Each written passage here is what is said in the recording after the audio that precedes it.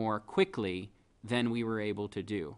I don't want to discount the value of life experiences, but I do want to understand that you can't be passive in your education. You ought to be active. If you're going to train an army of leaders such that the world has never seen, you're going to have to specifically do some things besides exposing them to the accumulated wisdom of human history. It's going to have to be participatory. And, you know, the reason I don't need an alarm clock to get to work is because I come in pretty excited to work on those sorts of challenges. So it's a very nice thing when a student or a former student can teach the professor something. And we now have one member of our Board of Visitors who is a former student of mine. Her name's Allison Fergal. She's a member of the class of 1997. She went from being an honor student in my classes to I think work in the consulting world for a couple of years, and then on to get a PhD in organizational behavior at Stanford, and is now on the faculty at the Keenan Flagler School of Business at the University of North Carolina.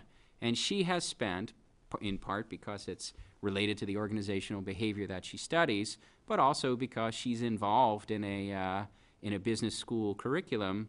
You know, in consultation with her, we sort of adopted some of the things that they do there as a way of thinking about what would it actually take to develop leadership in Dartmouth undergraduates. And there are really 4 elements that we've sort of tailored to our purposes.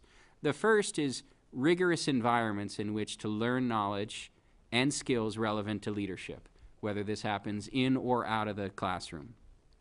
The second would be consequential opportunities to apply this knowledge and practice these skills. That's what I really mean about engagement.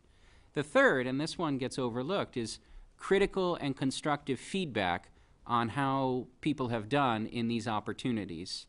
And the fourth one, which we almost never take the time to do, is reflection on the lessons learned, so that the next step, the last step, the setting of goals that would occur as a result of learning, practicing, receiving feedback can be that much more ambitious.